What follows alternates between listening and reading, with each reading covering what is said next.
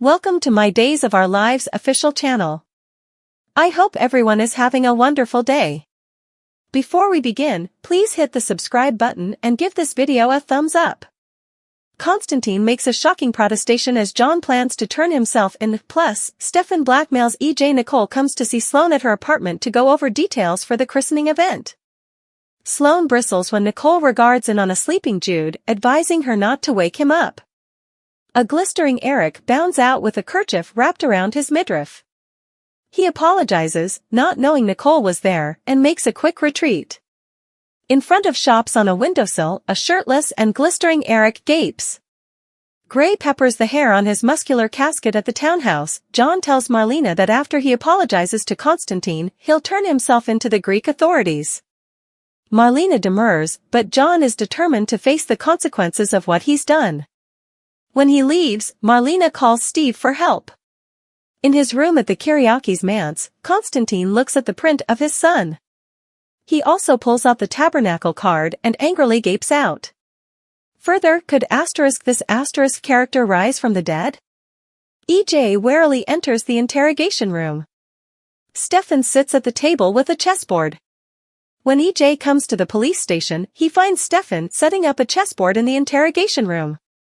EJ makes it clear he's not offering Stefan a deal, but Stefan thinks he'll reevaluate his position on that.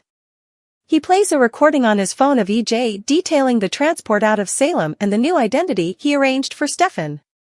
Stefan threatens to play it for Harris unless EJ plays ball. At Sloane's, Nicole tries planning the festivity menu, but Sloane's open. In fact, she's not on board with her involvement at all. She's tried to forgive her for hijacking my son, but she doesn't suppose she ever will.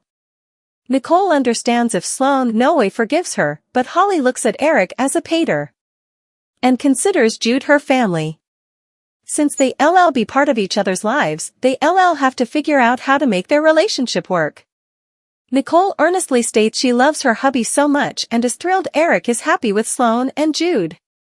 Further, how Ava takes on her portrayer's Aries traits. A penitent John faces Konstantin in the Kyriakis' living room.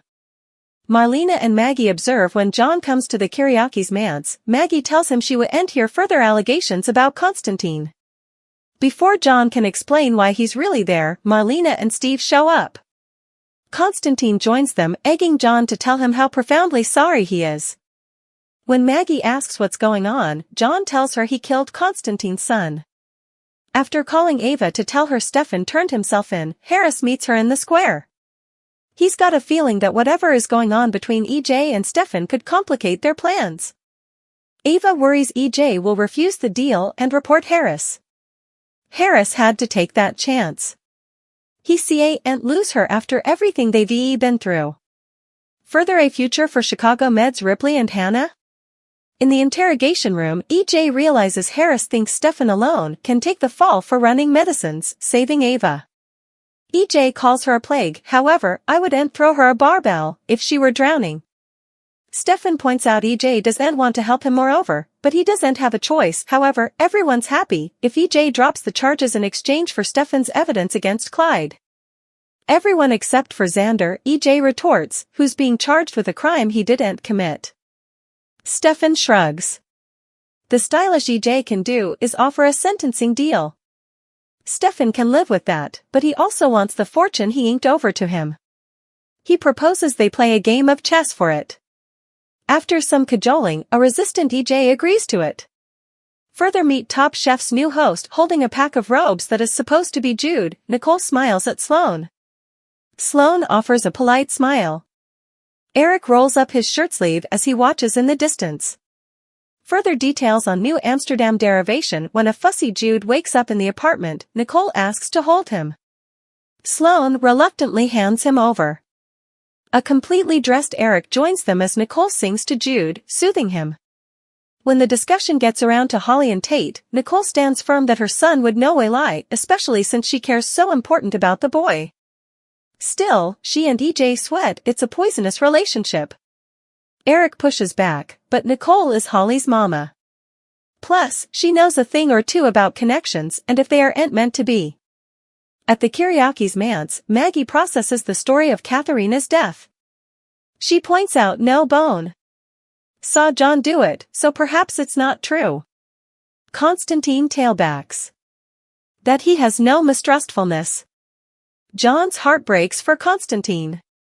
He can't imagine the pain he's suffered. Konstantin agrees. His Katharina was a light in this world. Marlena knows that loss was ruinous, but assures Konstantin that the man her hubby is now is also a light. John doesn't indeed know who that man is. All he knows is he's going to Greece tonight to turn himself in. At the apartment, Eric tells Nicole that Brady is Jude's godfather, so he'll understand if she doesn't want to be there. Nicole promises they'll work it out. She wouldn't miss the christening for anything. While she's not religious, she wishes she and EJ were suitable to baptize their son before he failed. Sloane's eyes shamefaced drift. Eric assures Nicole her little boy is with God. Nicole believes that too.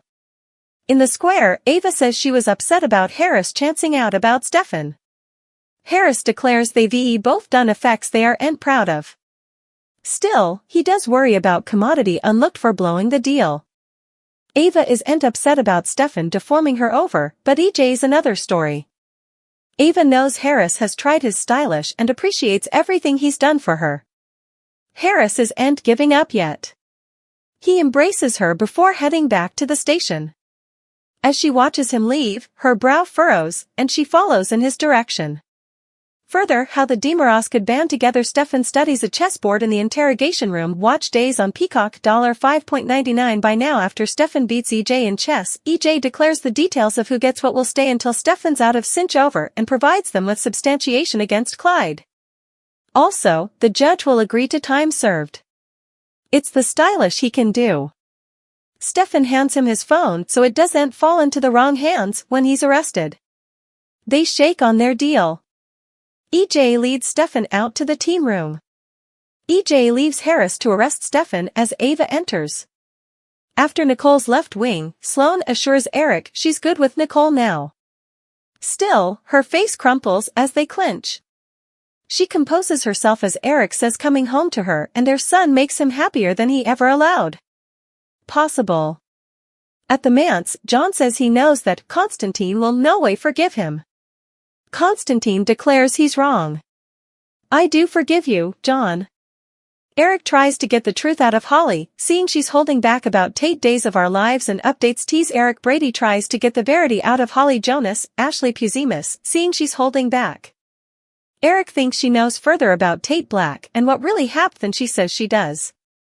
Days of Our Lives. Eric. Brady took care of Holly Jonas as a child. Eric thinks of Holly as his own, and that's not surprising, considering he took care of her as a small child, along with Sarah and Maggie Horton. This was during a period of time that Nicole Walker was allowed. Killed in an explosion of a storehouse, but in reality was alive. Latterly, Holly herself was presumed dead, killed in a horrible auto accident after being abducted. Days of Our Lives. Eric tries to get the truth out of Holly, seeing she's holding back about Tate. Eric eventually set up out they were both alive and tracked them down, bringing them back safely to Salem. Eric has always been a father figure to Holly and she has allowed of him that way as well, so he thinks he can get her to tell the verity. DOL, there's more to the story. Eric and Nicole bandy Holly and her medicine overdose and how she seems to be covering for Tate, and Nicole notes that Holly keeps saying it's not his fault. Still, she wouldn't admit where she got the medicines. In reality, she got them from someone in academy and tried to get Tate to take them. Neither teenager tells the verity, at least not entirely. If Holly tells the whole verity that the medicines were hers, she worries about herself getting into legal trouble. Tate tried to stop her from taking them but obviously couldn't, also took the blame himself and kept digging himself deeper into a hole. Days of Our Lives. Eric. Brady can tell Holly Jonas feels shamefaced. Eric can tell that Holly feels shamefaced about what has happened to Tate because of all the events around her taking the overdose that night. Since also he's gotten himself in further trouble, breaking out of the halfway house and climbing up to her bedroom window, although she's the one who let her in.